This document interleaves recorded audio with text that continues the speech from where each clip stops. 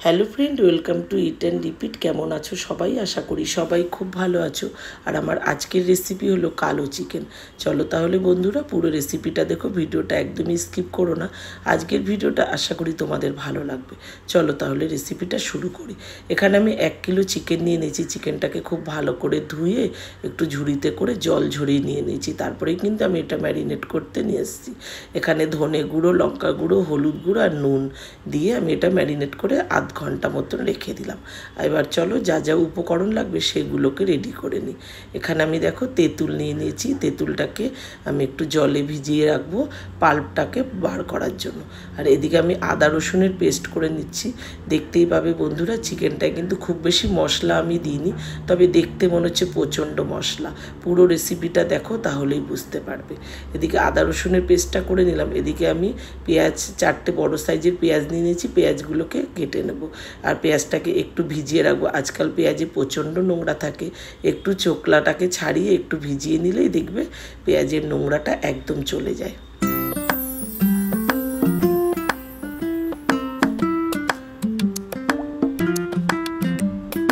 তো এদিকে পেঁয়াজ আমার কাটা হয়ে গেল। এখানে আমি একটা ভাজা মশলা বানিয়ে নেবো। তার জন্য নিয়ে নিয়েছি 1 চামচি, বড় চামচের 1 চামচি নিয়েছি কালো জিরে, গোলমরিচ, এলাচ, লবঙ্গ, দারচিনি। এই উপকরণগুলোকে আমি একটু ভাজা করে নিচ্ছি। তারপরে এটাকে গুঁড়ো করে নেব। আর কালো জিরেটা দেওয়ার কারণে, কালো জিরে, গোলমরিচ এগুলো দেওয়ার কারণে কিন্তু চিকেনটা কালো হবে। আর যেহেতু আমি কালো চিকেন বানাচ্ছি, তার জন্য কিন্তু আজকে আমি একটা লোহার কড়াইতে রান্না করছি। আর দেখবে লোহার কড়াইতে রান্না করলেও কিন্তু একটা কালো ভাব চলেই আসে। তারপরেই কড়াইতে সর্ষের তেল দিয়ে দিলাম। বন্ধুরা অবশ্যই এই রান্নাটা কিন্তু সর্ষের তেলে করতে হবে। তারপরে পুরো পেঁয়াজটাকে দিয়ে দিলাম। পেঁয়াজটা বেরেস্তা বানিয়ে নেব। এদিকে আমি একটু চায়ের লিকার বানিয়ে নিচ্ছি। 1 কাপ মতন চা বানিয়ে নিলাম। একটু চা পাতাটা বেশি দিয়ে একটু ঘন টাইপের লিকার কিন্তু করে নিয়েছি। তারপরে এই যে দেখো পেঁয়াজটা এইভাবে ভাজা করে নেবে। খুব বেশি কালো কিন্তু করে নেবে না, তাহলে কিন্তু পেঁয়াজ বেশি পুড়ে গেলে কিন্তু তেতো হয়ে যায়। তারপরে এই যে ম্যারিনেট করা চিকেনটা ভাজা পেঁয়াজের মধ্যেই আমি চিকেনগুলোকে ভালো করে ভাজা করে নেব।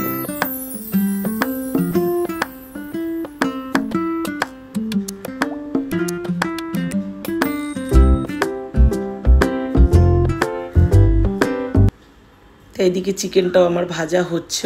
এদিকে দেখো আমার তেঁতুলের পাল্পটাও বার করে নিয়েছি। আর এই মিক্সিটাতে গুঁড়ো মশলাটা বানিয়ে নিচ্ছি। এর মধ্যেই কয়েকটা কাঁচা লঙ্কা আর ধনে পাতা আমি একটু বেটে নিচ্ছি। তারপরে চিকেন ভাজা ওদিকে হয়ে গেছে। ওর মধ্যে আবারও একটু তেল দিয়ে দিলাম 1 চামচি মতন চিনি। আর এই চিনিটা যতক্ষণ ক্যারামেল না হবে ততক্ষণ কিন্তু কোনো মশলা আমি ব্যবহার করব না। দেখতেই পাচ্ছ চিনিটা কিন্তু এবার ক্যারামেল হয়ে গেছে। এবার আমি এর মধ্যে ওই যে আদা রসুনের পেস্টটা কিন্তু দিয়ে দিচ্ছি। এবার আদা রসুনের পেস্টটা খুব ভালোভাবে একটুখানি নাড়াচাড়া করে নিতে হবে। একটু ভাজা ভাজা যখন হবে তখন ওই যে ধনেপাতা, কাঁচা লঙ্কাটা যে বেটে রেখেছি সেটা দিয়ে দিলাম।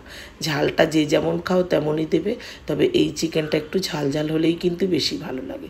তারপরেই মশলার মধ্যে দিয়ে দিলাম 1 চামচি ধনে গুঁড়ো, হলুদ গুঁড়ো, আবারও দিয়ে দিলাম একটু লঙ্কার গুঁড়ো। তা এটা দিয়ে খুব ভালো করে একটুখানি কষিয়ে নেবো মশলাটাকে।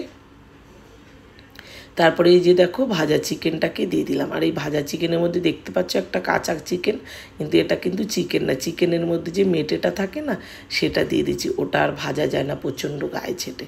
তারপরে চিকেনটাকে দিয়ে মশলাটাকে খুব ভালো করে চিকেনের গায়ে একদম নাড়াচাড়া করে নিলাম। তারপরে দিয়ে দিলাম স্বাদ মতো নুন। নুনটা একটু বুঝেই দেবে, কেননা আমি ম্যারিনেটের সময় অনেকটাই কিন্তু নুন দিয়েছি। এবার আমি এই যে তেঁতুলের পাল্পটা যে বার করে নিয়েছি, বড় চামচে 2 চামচি মতন তেঁতুলের পাল্প দিয়ে দিলাম। আর এই তেঁতুলের পাল্পটা দেবে কিন্তু এরকম কালো রঙের তেঁতুলটা নিতে হবে, তাহলেই কিন্তু চিকেনের কালারটা একদম কালোই আসবে। আর এই কালো তেঁতুলের অনেক গুণাগুণ। এই কালো তেঁতুল কিন্তু খাওয়াও ভীষণই ভালো। তারপরে এই যে দেখো চিকেনের রঙটা দেখতেই পাচ্ছ কেমন কালচে হয়ে আসছে, আরও অনেকটাই কালো হবে। তারপরে এই যে একটু কষানো হয়ে গেলে এই যে চায়ের লিকারটা যে আমি 1 কাপ চায়ের লিকার করে রেখেছি, এটা কিন্তু একবারে দিইনি, এটা আমি দুবারে দেব।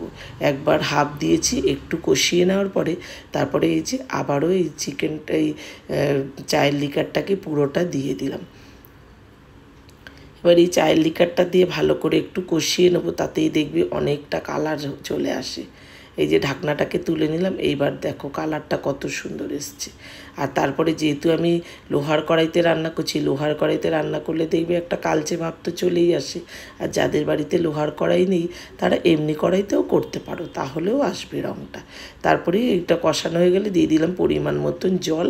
জলটা কিন্তু বন্ধুরা অবশ্যই গরম জল দেবে। আর জলটা দিয়ে দিলাম, একটু চিকেনটা ওদিকে সেদ্ধ হচ্ছে। তারপরে এখানে আমি ওই যে বেরেস্তাটা বানিয়ে রেখেছি সেটা একটু মিক্সিতে বেটে নিচ্ছি। তা এই যে এইটুকু ঝোলই রাখবো এর মধ্যে।